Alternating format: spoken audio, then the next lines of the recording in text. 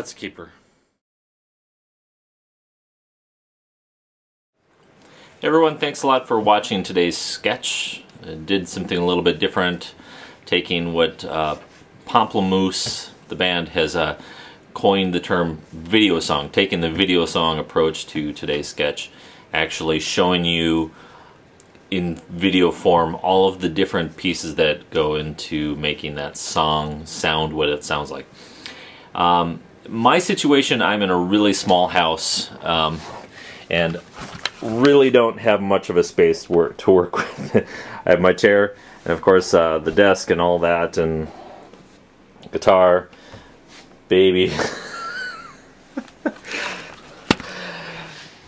So I really don't have a lot of space to work with. So I don't have room to set up a drum set. I don't have much room for any other instruments. I used to even have my Korg keyboard up here, but it's very tight space, so that's down in storage.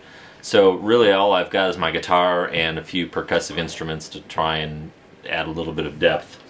Speaking of percussive instruments, let's do a quick review of some of the stuff I use. Standard tennis ball.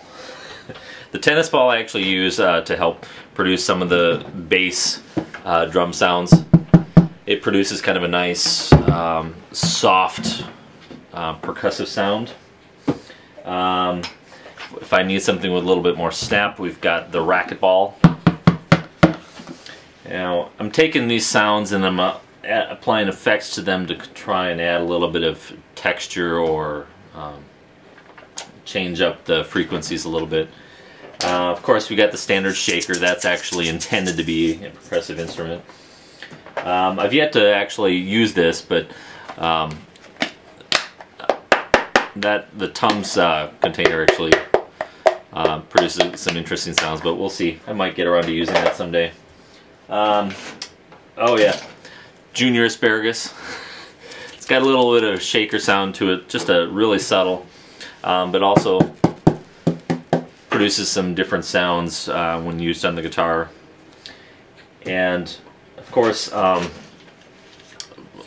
basting brushes, using them on the muffled on the strings, or even better yet, get yourself one of these bad boys, a metal wastebasket, and just a little bit of texture on it, and so it's kind of interesting. So that's kind of some of the stuff that I use behind the scenes to produce the sounds that I do. But it all kind of comes down to mic placement, as well as some of the effects and the equalization that I put on some of the instruments or the sounds themselves. So, but that's kind of behind the scenes look at how things work. If I had a lot more space, I'd actually be using some drums. Bring out my Korg keyboard again and add some more layers like that.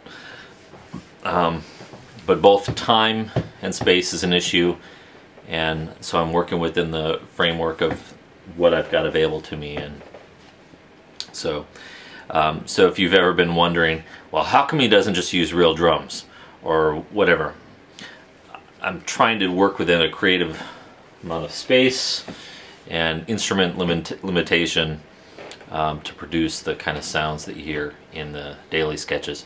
So I hope this was informative and that you've enjoyed it, and thank you so much for your support, the positive feedback and comments that you've been leaving on Facebook and all that, and spread the word. Thanks a lot for your support. Appreciate it.